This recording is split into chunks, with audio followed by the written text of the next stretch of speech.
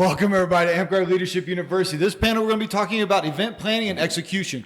All too often whenever we see the word autocrat, we just take it for granted that they have an army of volunteers that are going to do everything at their beck and call and don't really discuss about the fact that what it takes to actually come up with an event, possibly put in a bid if that's a requirement, and then what it takes to actually see the event through. All that we know is usually we're disgruntled about the price, we're disgruntled about the schedule, and but for some reason at the end of the day, we still have a good time. So let's talk about the magic makers that actually make that happen. Starting from my left to my right, as typical with Amtgard Leadership University panels, just going to ask you to elaborate a little bit, introduce yourself, where you come from, talk about what you hope we cover during the panel, and then we'll see where the conversation goes from there. So we'll start there. Lurker? Hi there. My name is Lurker. I'm from the Burning Lands. That's what my garb says. It's not a warlord tunic, I promise. I'm the autocrat this year at Clan. Myself and my co-autocrat, Dojo. He's another member. He's also autocrat. We're running the event this year, and I just want to focus on our promotion strategy, which was new to Clan. We tried to relaunch the event with some new strategies. We involved our vendors and a lot of other sources, including launching the prepay and a whole slew of other things.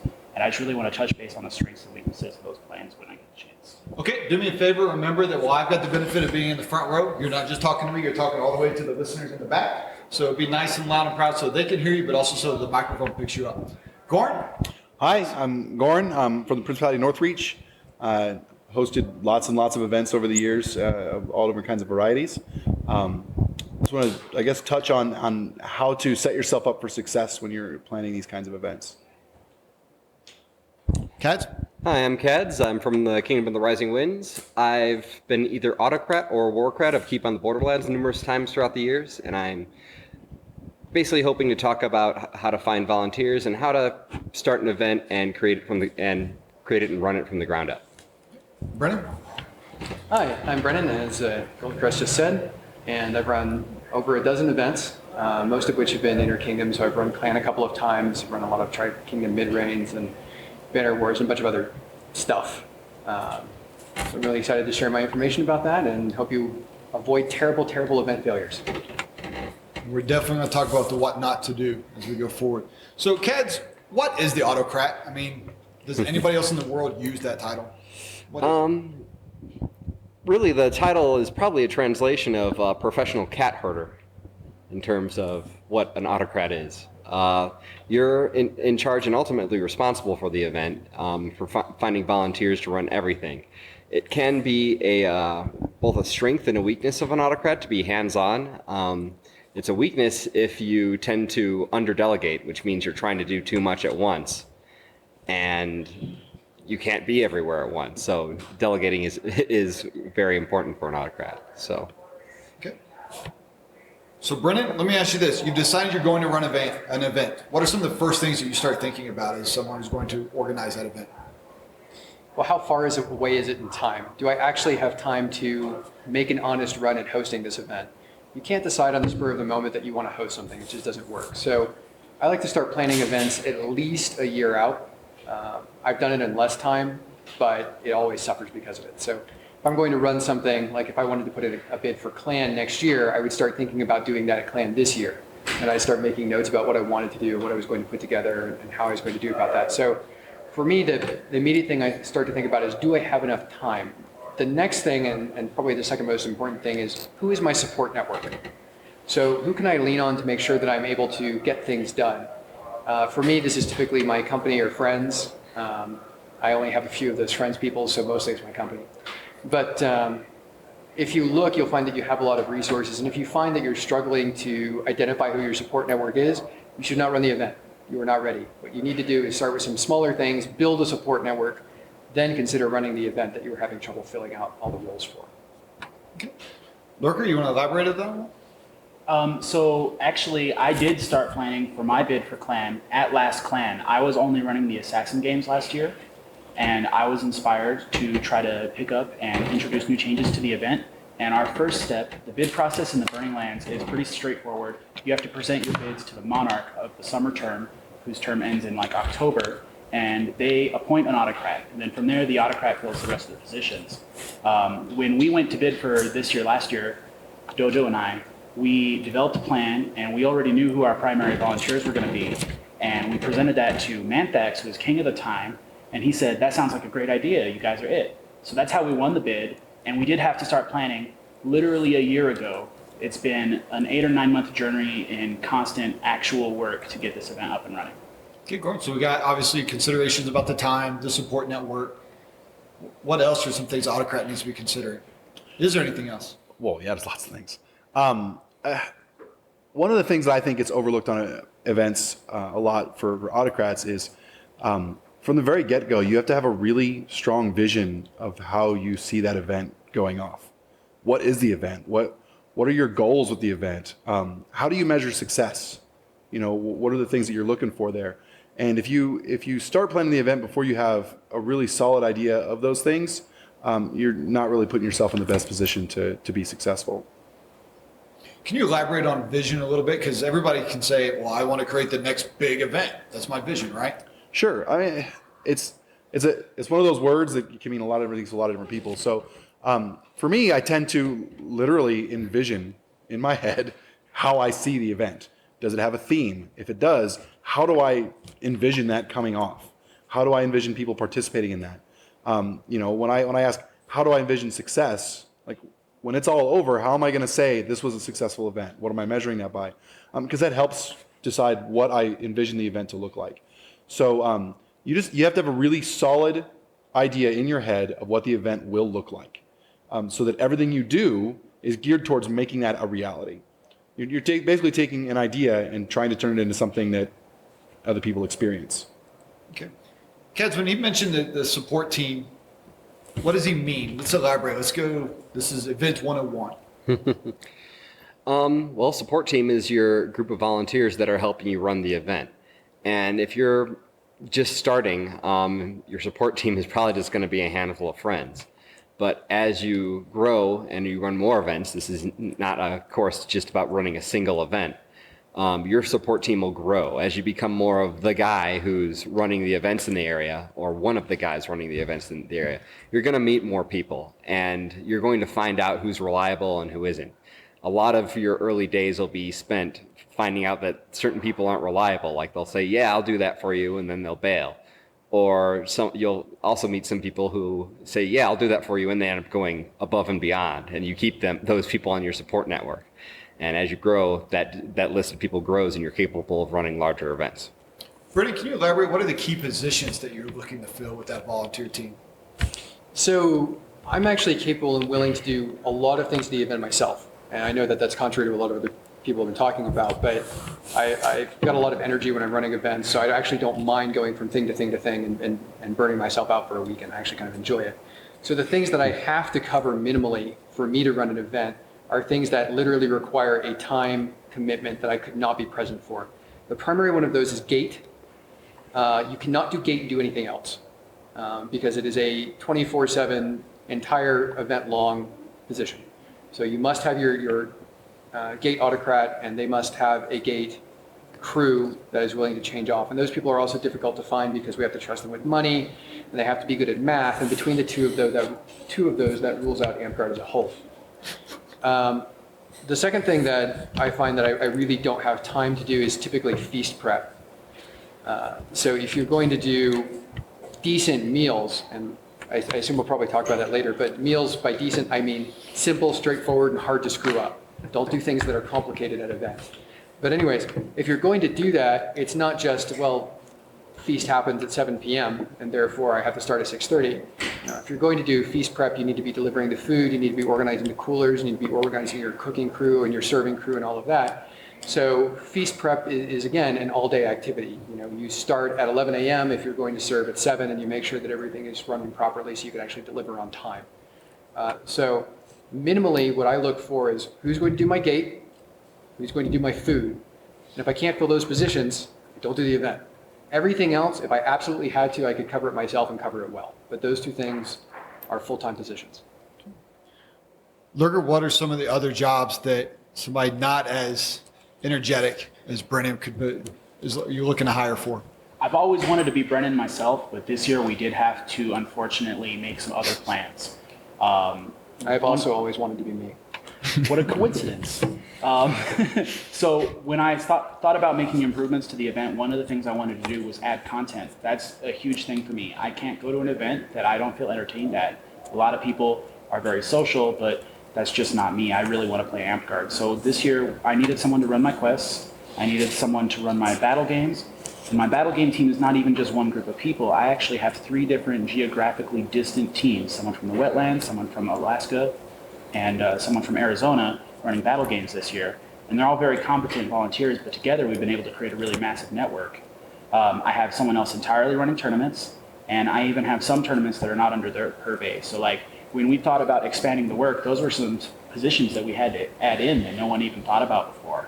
I wanted to make sure that if I wasn't available to run that constantly, which is true, that there was someone there who at least had the basic information we'd prepared and that they could execute it by the book. Okay. Am I missing anything? All right, so let's go through, we'll go that. That'll be our shopping list, if you will. Brennan already mentioned a little bit about the gate crew. You need somebody obviously responsible, willing to dedicate the entire event just to managing that. Brennan, you mentioned also about elaborating a little bit on what makes a good feast. So you're drinking your water, so we'll start with Kaads. Kaads, what makes a good feast at an event? Hot and on time is probably the best thing about feast. Sanitary. Yeah, sanitary. It's nice, you know. No. That's worth Yeah, this is worth mentioning. I've heard when it comes to things that people complain about or people praise about an event, feast isn't usually in the top 3. Well, it is easy for people to complain about it if it's like 5 hours late, for example. But you can serve a decent to average feast, and your event can still be a massive success. Do you want to elaborate on hot, timely, and sanitary? Yeah, actually. So when you're talking about doing a feast, I mean, he's right. An average feast gets no commentary either way. However, a bad feast will hit the top of people's lists every time. And a good feast hits the top of people's lists never, right? So a good feast is one that is essentially not memorable, which is unfortunate, but that's how it is. And a bad feast you will hear about for years. So when it comes down to it, the best thing that you can do with a feast is cheat often and cheat frequently. And by that I mean, don't cook on site if you can avoid it. Pre-cook, pre-prep, all you're doing is heating things up. Because heating things up, very hard to mess up. Trying to cook things, especially meats, to a level that they can actually be consumed by humans without dying, that's actually a tricky thing to do. If you're not cooking at your house for yourself, it's very difficult to get 600 pieces of chicken to exactly the right temperature without drying them out into inedible bricks. So if you can pre-cook things, do that. If you find places that you can use pre-packaged or pre-prepared food, especially freshly pre-prepared food, that's also optimal. One of the better things that you can do is if you have a Sam's Club nearby, things like the rotisserie chickens that they do, very inexpensive in terms of feeding people effectively. They're good, they're flavorful, they're going to be sanitary, they're going to be all the way thoroughly cooked. All you have to do is warm them up and plate them. So if you look for things that you can do like that, you're going to get a lot better bang for your buck in terms of the amount of money you put into it, the return you get onto it, and how likely you are to screw it up. If you do feel that you absolutely need to cook something from scratch on site, and there are times when it happens, like here, for instance, it's often impractical to bring things in simply because we're so far away from where you could bring things in from. It can be done, but it is difficult. In that case, simpler is better. Scrambled eggs, way better than a souffle. Okay? It's just a matter of what is the lowest common denominator thing that we can do that will make people happy and fulfilled without trying to complicate it. No one is here for the food. They're here to play Amtgard and have a good time, be entertained. They want the food to enable them to do those things and not be a detractor from their event. So Gorin, what do I look for when somebody's going to lead that feast crew? Honestly, I look for someone who can follow directions. I've had a lot of experience where your feastocrat or whatever just takes it as an opportunity to show off, which, like they've said already, the feast isn't designed to be like a showcase. It's designed to feed people so they can get back to the event, right? So I look for someone who can follow instructions, who understands what the goals of that feast are, and who can put together a competent set of volunteers who are willing to spend the time it takes away from the event to make that happen. One of the other considerations to kind of piggyback on what they were saying a second ago that I look for in preparing a feast is how quickly it can be served. That's one of the things that no matter how simple your feast is, if it takes an hour for everyone to get through the line, that to me is not good. And another solution that a lot of people overlook is just having it catered. A lot of events, people use events to raise money. I'm against that. I think the event should pay for itself. And when you're charging 25, 35, 40 bucks per person, you could probably wrangle catered food in there, which solves just about all the problems with feasts. You got competent people who can get it out fast, who can make it clean, healthy, whatever. And then there's no headache. And so that's one of the things that I try to do as well. But as far as the feastocrat goes, you just need someone who can get it done and hit all those benchmarks. Please. Riffing off what he was saying a little bit, one of the most useful things I find is I require a menu in advance from my feastocrat, and I don't let them deviate. It's, well, what are you going to make, or what are you going to provide? Where is it coming from? This needs to be sourced. What are your costs? I need you to actually go get costs for this. Don't just estimate. You tell me what this is going to cost. And if you're going to deviate this from any purpose, A, I'm going to shoot you. But B, I need you to have a backup plan for this. So each meal, number of people, total cost, time to prepare, where's it coming from, who's bringing it, how are we preparing it?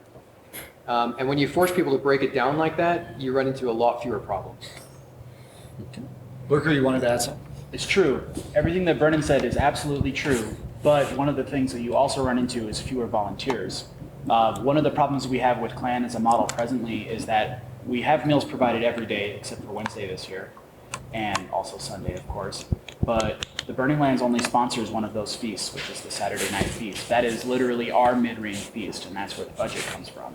Our feast director this year is a man named Solkanar, and he was selected because he's actually a professional in the food industry, not at a fancy restaurant. He works for a hospital, but he has a food handler's card, and he's very familiar with the kitchen background. So that's why we've had him trying to police our kitchen and make sure that it's always in ship shape. One of the things that we have as an event goal for Clan, and one of the reasons for the push this year was for sustainability. We want to be able to try to provide more of those feasts in the future so that we have a better measure of control over the operations. We'll be responsible for food. We'll be able to make sure that needs are met. Presently, right now, we're depending on a lot of volunteers, and it allows them to really deviate from the standards we might have otherwise set. Not perhaps intentionally, but it's just because of the lack of communication. Sometimes we're not able to get everything fixed. Sure. Right. And you get what you pay for. That's correct. If you have somebody volunteering to run a feast for free, you get what you pay for. And on that note, so security. We didn't talk about security. Kaads, how do you handle security? I usually find someone who has experience running security and put them in charge of it. Security isn't really something that I like to throw chances at. Like battle games or something, I might give someone who's never run a battle game before but has experience helping run a battle game. But security is not something that you take that risk. Yeah. Anybody want to elaborate? Find somebody experienced in security? Yes and no. So it's really important to be really familiar with your security people, because in my experience, I've run into a lot of people who want to run security for all the wrong reasons. Mm-hmm. They do it because they feel important, or it's a power trip, or whatever, and they don't realize what the security's job is. It's not to boss people around. It's not to throw people out of the event. It's to make sure everybody's having a safe and fun time, right? So a lot of times I'll ask for volunteers for security crat so I know who not to select. Brennan, you had mentioned something. Yeah, I think he's essentially correct. To the point where if I'm running an event, I don't even have a security person. It's literally, if you have a problem, these are your autocrats. You can go get any of the autocrats and they'll be able to get me and we'll take care of it. Because there's really only two kinds of things that come up with security. There's, you're drunk, go back to your tent. And we're going to kick you off site now because the thing you've done is actually a crime and we're going to call the cops. And if there's somewhere in between those, it really doesn't happen very often. I have a very zero tolerance policy for people getting drunk and getting in fights and events. You're just going to leave at that point. There's really no security action to be taken other than escorting you off site. And if you're drunk, I'm going to make your friend that came with you, who is not drunk, leave site, and he's going to make sure that you're not an asshole next time. So when it comes right down to it, I don't think security is particularly helpful for an event. I think that he's completely right. The people that typically want to run security are absolutely the worst problem causers that are going to be at your event. I'm speaking from a certain jaded perspective because I've been to a lot of spring wars. It's true, right? No, I'm laughing all know what I'm because talking it's about. So I don't think security is really necessary. And just to expand on that concept a little bit, when you have people that come to events, they are your customers. And you are there to provide customer service and entertainment for this thing that they are paying for. So when you're choosing a security autocrat, when you're choosing gate people, when you're choosing feast people, remember that you are choosing people who are going to provide customer service. And I know that this sounds terrible coming from me, but if you've ever been to one of my events, as long as I'm actually in charge of things, I will unfailingly be nice to you. I will stop as soon as I stop being in charge of something. But while I am there and while you are there, you are my customer and you will receive good customer service because that is the job I volunteered for. So when you choose people, make sure that they're not doing something because they want to boss people around. They do not have a superiority complex and they're not there to be jerks and wave their genitalia in people's faces. This is not what you want. You want people who are dedicated to customer service and dedicated to making sure that people are having fun. Okay, real quick, what you got? Absolutely. This year, we didn't open bids for security. We appointed someone with precisely the same methods. We wanted to have someone that we're familiar with, and their literal only responsibility was to secure the site and facilities, to be able to remove people if necessary. That's it. And you just mean physically lock things up after people were done using them, right? And then police things to make sure that like no one has broken in. Right. Okay. Thank you for that elaboration. So let's talk about the content. Events have changed a lot. And every year it seems like somebody else is looking for more content or something new to provide. What's the bare minimum? What's when we're starting, we'll go to crazy in a little minute, keep the Borderlands and that robust schedule. But let's start off with what's some of the first things you think about, Gorin, with, okay, I've got to build content. What are you thinking about? Well, first and foremost, like what Brennan was saying a second ago, I'm providing an event. Customers are coming and giving me money, right? Potentially lots. What am I doing that they're going to get excited about? And so the first thing I look for is what's that one thing every day that everybody's going to want to participate in? Because don't get me wrong, I intentionally leave very large gaps in my schedule because Amtgarders like to come to events to hang out with each other. And that's a big part of it. But there has to be something, at least one thing every day that is going to get the majority of the attendees excited and make them want to participate. And then I start building from there. So I go centerpiece out, I guess. Okay. Kaads? Yeah, I would say that most people just like to play Amtgard. Like, yeah, you get some people who don't like class battles and just like to ditch all day. You get some people who like quests. You get some people who like role play. But I think that most people came there to play like a giant, massive battle game that is very simple, easy to understand rules, so that they can play Amtgard. And I think that's the bare minimum that needs to go into an event. Let's change it up a little bit. You mentioned World Banner Wars and a few of the other events that, Brennan, that are themed, not typical like the Amtgard themes where they're doing Game of Thrones and stuff like that, but there's a specific niche, if you will, that some of your events have gone to. One, is that by design? And two, how important is it to have that? Or can everything just be a typical Amtgard day on steroids? I think that you can and should have both types of events. I think an overpopulation of themed events it becomes trite and it becomes unenjoyable if everything has a theme. And then I also feel like nothing having a theme ever, you're kind of missing out on opportunities. So I know that that's not really a particularly useful answer to your question. But yeah, when I do things that have themes, I typically try and avoid, okay, well, it's a zombie theme, and I typically try and go instead for, well, the theme is that we're having competitive company-based battles, and we're going to rotate through a variety of different things, a lot like Keep does. That was actually based on something I ran years and years ago at a cross-gaming event. So I find that things like that, where it's not themes, but it's more of a structured, interactive, cohesive battle gaming experience is probably a more accurate way to describe it than a theme. But I also feel that just good unstructured fun, like a lot of the stuff that we've been doing here at Clan, where we're just, okay, well, there's a battle game happening every 2 hours or whatever we've been running them, and people come out and they do battle games every 2 hours, and they're not necessarily related, but they're all sort of fun. I think that's great too. And I don't think there's anything wrong with either of those. I think they appeal to very different segments of the population, which both need to be appealed to. Okay. Gorin, you want to elaborate? Yeah, I just want to throw in there that, I feel that it's important that events not essentially be carbon copies of each other, right? So you get different experiences. In my principality, we try to do it quarterly events, and because we can't really drive other places, so we make up our own stuff. But we have 3 very distinct large multi-day events. One of them is the middle of February in a little fishing village in the south of Alaska, where we set up a giant dungeon indoors. And then we rent out a whole hotel, and people party convention style for the weekend. It's a lot of fun. Then we have another event that's sort of like a typical Amtgard event, and it's where we do our coronation. We've got a big giant castle there, lots of battle games, things like that. Then we have one event where there's lots of battle games and stuff like that, but there's nothing formal that happens. There's no court, there's no feast, it's just camping in Amtgard. And people look forward to each one of those events for very different reasons. And they appeal to, the same people. Like, I love going to each one of them for different reasons. I love going to an event where there is no feast or court. I don't have to worry about any of that. And I can just hang out, campfire, battle game, whatever. And so having a slight variety of events, it helps to, give your people what they want, what they're paying for. So let's talk about what they're paying for. And he who speaks up first or shifts way is going to take this question.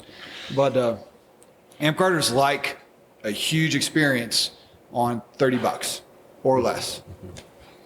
How are we going to break that, or can we get a departure from that? Charge more. I was going to say, I know Northreach is not cheap. No, but Brennan shifted his weight. Then we're going to come to Lurker. But how do we get there? How do we get there so that people walk away and say, you know what, $60 isn't, that event was worth $60?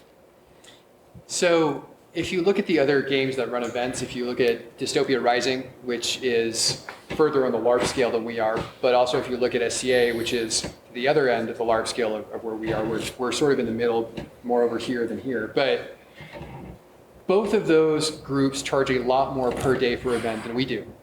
What was the actual cost for Clan this year? I had someone else pay it for me. $40. $40? No, I just gave them a lot of cash and said, go take care of it. But that's ridiculously cheap. If you were to attend, I got here Wednesday. If you were to attend an SCA event Wednesday, Thursday, Friday, and Saturday, you'd be paying more like $25 a day. So it'd be $100 for the event. And that's what they're used to paying, and that's what they're happy to do. Dystopia Rising is $60 to $80 for the weekend, and the weekend is literally Friday night and Saturday. And then you pack up and leave Sunday. And it would be, again, $60 to $80. And they don't provide quite the same things either. So we sort of got into the mentality, and Amtgard has a mentality of cheap is good, and, well, why should we pay for stuff when we can do it ourselves? It's like, all right, yeah, that's true to some extent, but the quality suffers. So what you do is you offer better quality in terms of things are more professional, customer service is better, things run on time. I cannot stress how much things running on time makes everything feel more professional. Mm-hmm. And if you have those qualities, and if you instill those values in yourself and in your co-autocrats and the people that are working for you at the event, people will walk away happy no matter what they're paying for the event. Because here's the trick. By the time people have gone to the event, they have already decided they're okay with paying that amount of money. So what you've done now is you've set their expectation for how good the event is going to be, not how much it's going to cost. So you need to make sure that you're providing that quality for the value that you've already placed on it. If someone says that the event's going to be $15, I expect an empty, dusty field with nothing going on other than me making my own fun. And that's cool. I do that every Saturday and Sunday, right? But I don't have to go to an event to do that, so why should I? If you tell me the event's going to cost $100, I expect it to be a really spectacular event. And as long as you deliver that, I will be happy to have paid $100 for it. Lurker, you wanted to add? Yeah, I have 2 specific points on this. The first is that when we were looking at value this year, we did have to increase the price for one of our packages. We had the tiered system. There's a lot of stuff going on there. But the goal was that our costs were rising. We wanted to introduce more value to the event to justify the price increase. So when we looked at expanding our base of participants, we thought, what do people actually want to do with the event? And that's why the schedule is the way it is, because we built a track so that if you're an artisan, there's an artisan track. You'll be able to do something for you for the whole weekend. There's a quester track. There's a tournament track. Some of those things actually even overlapped this year because we had to appeal to a wide audience. So that's the first point is, don't be afraid to just add value if you do have to justify the cost. And then, the second thing is that we're not at a primitive site anymore. We used to be at Bonito Lake, which had no amenities whatsoever, not even water. Now we have cabins, we have buildings with electricity, we have running showers, we have everything that I could really imagine as an event amenity, even Wi-Fi. And that's because Clan has kind of evolved in its target audience. Most of the people who travel here are from all over the country, and people are willing to pay several $100s already to reserve cabins. So when we're talking about a $5 increase in the event cost, it really is just a drop in the bucket. I don't expect that anyone's going to really be deterred by that, especially if they read our promotional material and see what they're getting for the event. Okay. I have a couple things to add to this. The first one is a big motto that we've had for Keep throughout the years is go big or go home. And we stick to that motto. I don't think you guys made that up. Yeah, we definitely did not make that up, but we have stuck to it.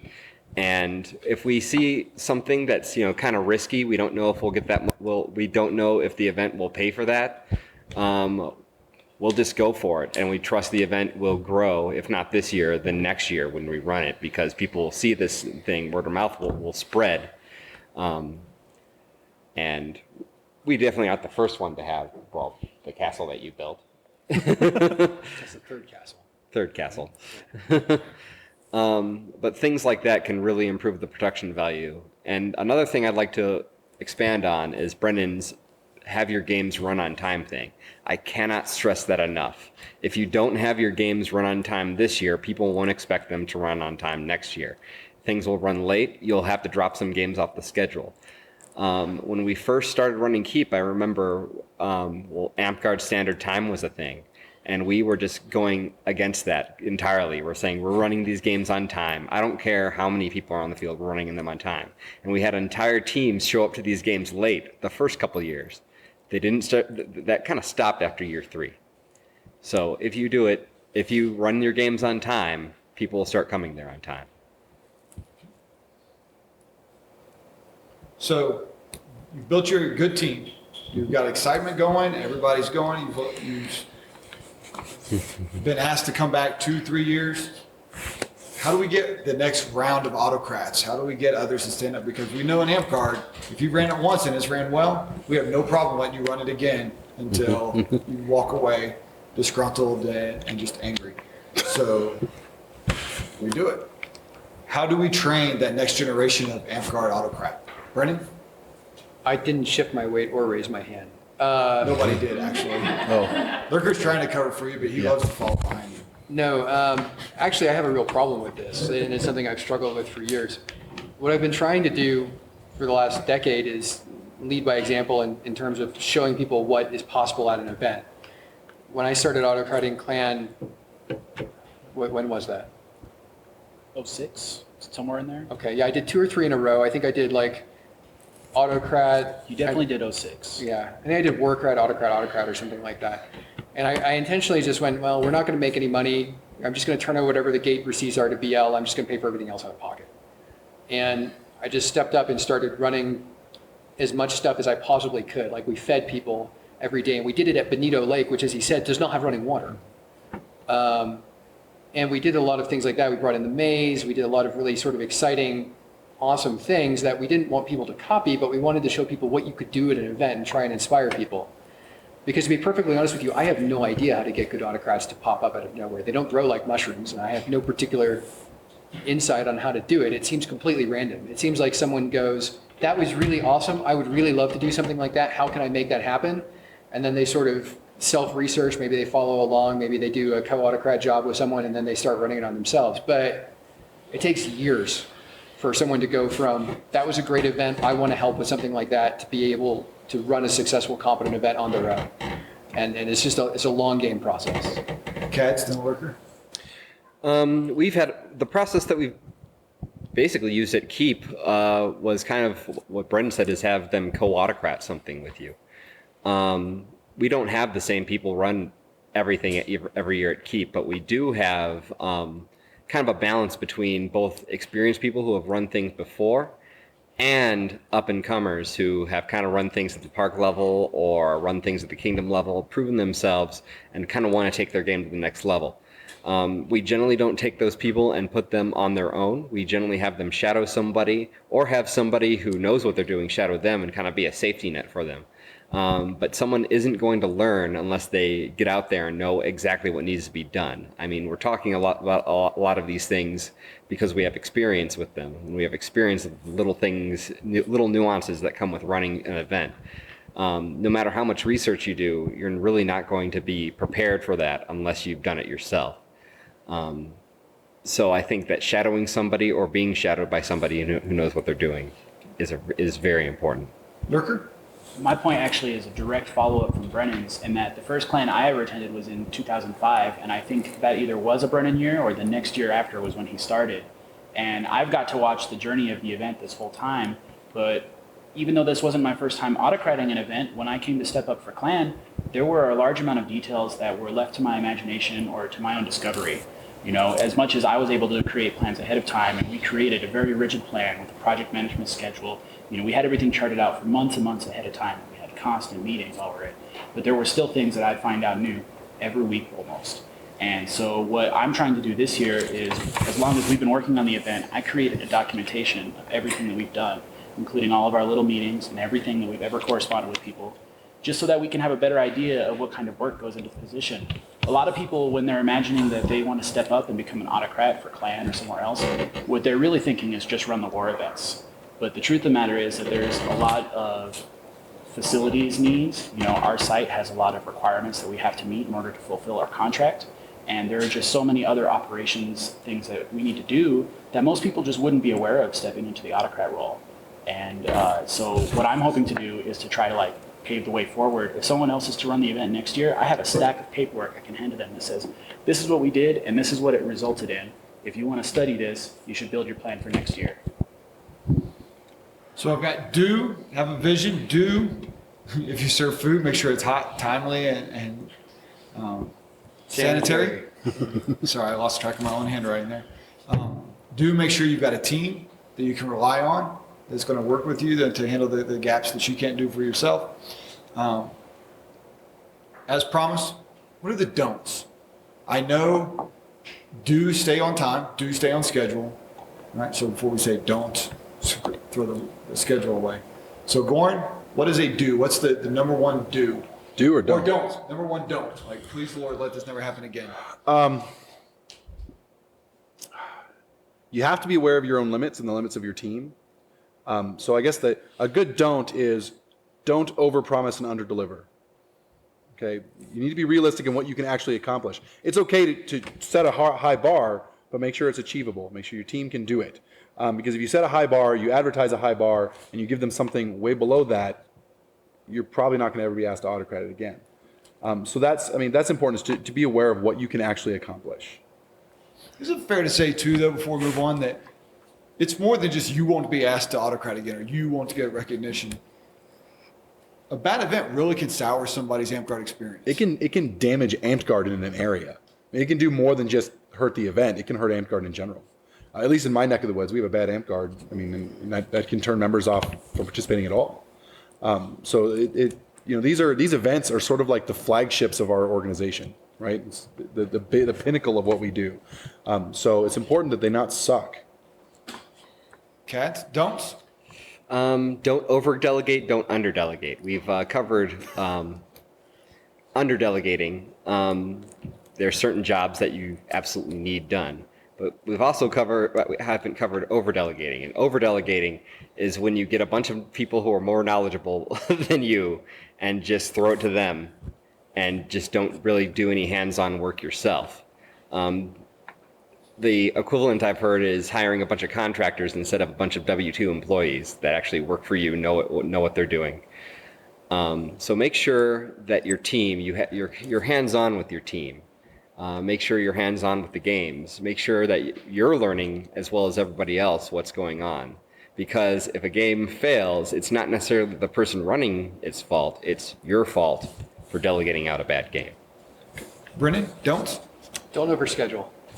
I see something that's becoming it's a lot more prevalent, is having a schedule is great, having things on the schedule, having content is great, but you want to have a certain minimum attendance at each of these things, or people will feel like, even if it is not true, that the event is poorly attended and that the content was poorly received.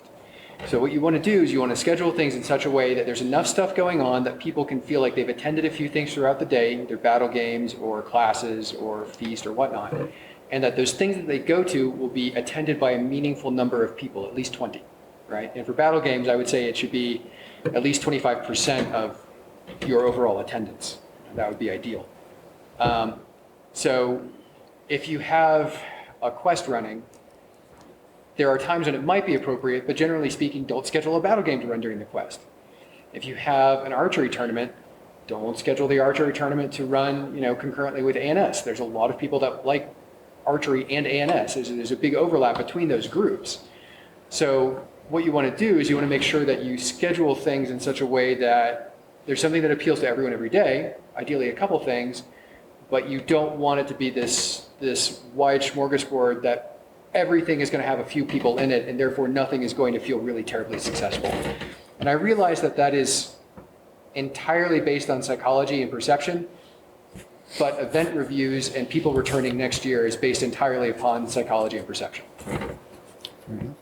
Kaads wants an alibi? Yeah, just to elaborate on a certain point, he mentioned not combining certain events. One big hard and fast rule that I will step in and veto things over as an autocrat is don't schedule anything, ANS, anything during an Amtgard game. Amtgard's what everyone came there to play. So I could picture running an ANS tournament and just a pure fighting tournament at the same time, but I'd never consider running an ANS tournament or a class when a big Amtgard game is going on. Fair enough. See, and I would say if you're going to run a fighting tournament at the same time, your ANS tournament can't contain performance entries. Yes. Because there are a lot of people who want to do both of those things, and it's a constant complaint I hear from those people of, I can't fight because then I won't be able to perform. Mm-hmm. Or vice versa. Yeah. Lurker, don't. My biggest do is, of course, to plan. That's what I promote. But the biggest don't is don't plan to improvise. The best laid plans we've had, there have still been holes in them. We've had to remove things and cut things away and add different things in, because a lot of times I'll get someone to run a project and the plan will be, well, we're basically going to do this, and I'll fill in the details when I get there. And that for me is a big warning sign, because when I'm looking for people to be on the event team, I really need to make sure that everything's ready to go before the event even happens. The last thing I want to hear is, I'm going to work on it next week. And that can be a really frightening thing. Don't ever plan to improvise. That's an emergency if you are. No doubt, no doubt. As with every ALU panel, I know there's still some loose ends out there that we'd love to address and go a little bit deeper on, but I think there's some really good first hack, if you will, at event planning and execution, more so on the planning side.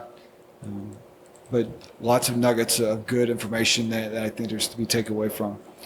Similar to every ALU panel we've done in the past, we just asked in the last couple moments here, any takeaways, those foot stomps that you hope that if anybody was paying attention, that one thing that you shared or you wanted to convey, this is that opportunity. So we'll start with Brennan and we'll go from right to left. But Brennan, what's that big foot stomp that you hope that if they ignored everything else, that this is the thing they need to listen to? If you cannot easily identify your support network, just don't do it. You're not prepared, you're not qualified, and you should take a pass. Kaads? Document everything that needs to be done at your event. One thing that really helped me step up my game was making a spreadsheet of everything that had to be done, from games to little things like trash bags. We need trash bags, or we need toilet paper. Everything you can think of, put in a giant Excel spreadsheet, categorize it. And what I like to do is have it red if it's not done and it's not even being considered yet. Yellow if someone's in charge of it, but we don't know if it's ready yet. And green, if it's done, we don't even have to worry about it. Gorin? A couple things. One, it's really important to communicate to both previous autocrats and subsequent autocrats. So if you step up to run an event, reach out to the person that ran it before you. Okay? If you take on the responsibility of running an event and it was successful, take the effort to reach out to the next autocrat and share what you have. The other thing, and this is something Amtgard kind of suffers from across the board, I won't run an event that is being used as a fundraiser. Whatever an event is expected to bring in is about what it should cost to run. Otherwise, I'm reaching out and telling Amtgard people that they have to pay money so that other Amtgard events can run later. And to me, that is sort of destroys the integrity of the event itself. I like to make people that are not an Amtgard pay for Amtgard. I think that's the best way to do it. But events, if it costs $35, give them $35 worth of event. Lurker? No matter how much content you plan for your event, it is completely useless if you don't promote. It is incredibly important to make sure that your plans for the event are out there, that people know what they can expect, they know what they're planning to do, they know how much they're going to pay, and you have to plaster that in as many of the places you can, the four corners of the whole internet and everywhere else. You know, we found out this year that our best promoters were actually our vendors. No one had really taken an active role in organizing the vendors this year, but we did, and we reached out to them months in advance, and it turns out that they had a way bigger audience than us. We went from 800 post interactions to 15,000 the week that our vendors started promoting for Clan. And I think that that is a huge value. You know, you got to make sure your promotion strategy is one that's effectively reaching your customers. You bet, you bet. I've got one last question that we're going to cover anyway because I control the clock, and we've got 10 minutes till the next one's up. Who conducts, maybe everybody does, a good after action a couple of weeks down the road? I'm not talking about making sure you've got your receipts and stuff, but really looks back at your original plan and really walks through the motions to help set the next people up for success. Does anybody? Anybody else? SKBC does that Saturday night of the event after everything is over. We sit down as a committee and just tear through everything we did. We actually have really extensive survey sheets that we read through as a group and try and figure out where we went right, where we went wrong, what do we want to do next year while it's still fresh. So. Okay. You Kaads, is that about what yours looks like? We use Google Forms to conduct a survey about every part of the event, every game, every tournament, have people score them and offer their own comments and insight. That way we can take a look at, see like, okay, what needs work and what was really good, what can we repeat, and what can we build on. Gorin? So I haven't used a direct form like that. I think that's actually probably the best way to do it. But we and my teams get together either 1 or 2 weeks after the event, and we review every GBU that's been posted, and we talk about it. And then we talk within each other, what was good, what was bad, ideas for fixing it next year. And I keep all of that information so that when I reach out to the next autocrat, I can review all of that with them. Lurker, any thoughts on that? Yeah, actually, we have a debriefing meeting on Sunday for our core team members here, but I'm definitely going to be following up with everyone who's on the team after the event. One of the things that Clan's already done as a way of passing on information is we've used the same Facebook group as communication for autocrats for the last few years. So if you're in the crat group now, you can look back and see posts from 2014 to see what they were thinking and what struggles they had. And that's primarily where most of our documentation is people will actually have access to that openly from the years following. Okay, great. Thank you all for allowing me to sneak that last question in. As always, could I be more appreciative for each of you taking time out of your schedule, out of your event to step away from other plans, other hanging out with friends and spending an hour with us. So if I could, a quick round of applause for the panel members. A quick round of applause for the amazing volunteers that helped make this thing happen. And again, my appreciation to all of you watching either online or participating here in the audience. Thanks, everybody.